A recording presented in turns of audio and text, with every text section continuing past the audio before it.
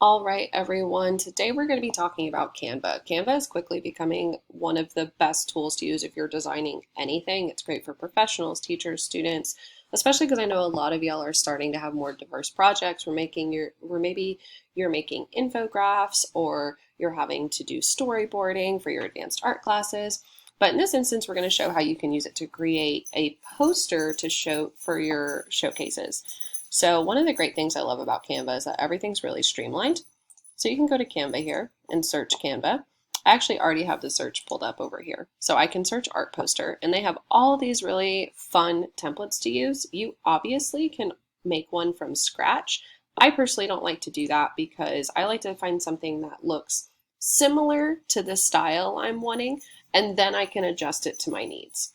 So I feel like this one is really going to be good because I can put a few of the little snippets of the art show to give someone an idea of what they're going to be seeing. And then, I can change the color and the color schemes and things. So let's get into that. First and foremost, always make the free version. There is nothing in Canva that is so grand and amazing that you have to pay for it. And let's look at that. So in these templates, sometimes what you're going to see is that they've actually used something that has a Canva watermark. That tells you that that particular element is one of the pro element tiles. So we're just going to want to delete that. I just deleted it using my backspace key or my delete key on my Mac, or your backspace on the PC. So this shows you where that image is going to be. So let me see here. We're doing some kind of abstract watermark things. So I want something that has something to do with portrait. Let's say I want a portrait. So you can see they have a lot of really great elements, some sketch designs, some tags. And when I selected portrait, it's giving me a lot of different things. So maybe we need to be a little bit more specific in the photo we're looking for. I actually really like that photo. So what we're going to do here is we're going to adjust it, and it will automatically put this in where this template is already set up. So that saves you a lot of time as well. All of these things are already grouped together. You can adjust these as you need to. So I can make this be a little bit bigger. But let's say, oh, I didn't want to do that, and now I don't know what the sizing was, and I'm confused. You can hit the backspace button and put it exactly the way it was.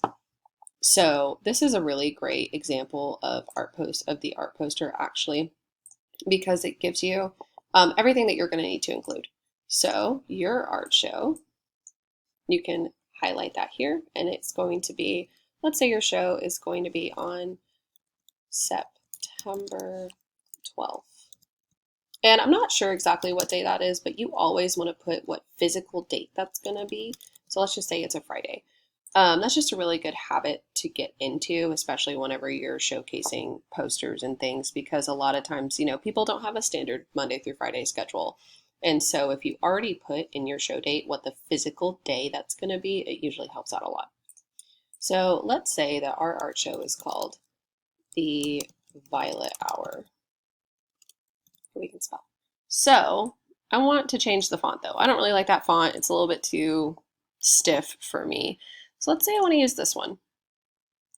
So I'm going to select this one. What I really love about Canva is that it previews what that text is going to look like for you. So you don't have to click on 1,000 different templates or text that just to see what it is. Yeah, let's go with Leak Gothic. Sure. That is very similar to the one I just said I didn't like. Okay, we'll settle for this one. So I really like that. This particular font though, you'll notice some of the fonts don't let you bold or italicize, so just be careful whenever you're picking those. But I can change the text. So let's say I want it to be like this really bright pink because it's called the Violet Hour and it fits in with all these colors I have going. You can change the title that you're using. You can even ungroup these things together. So right now you'll notice these things, if I move it, they all move together. That's called a grouping. So let's say I don't want to group those anymore. I want them to be rearranged. I can ungroup. They also show you all the short keys for those. And now I can move things around freely. So let's say this is what we wanted our final showing to look like. So what I'm going to do is I'm going to download PDF suggested.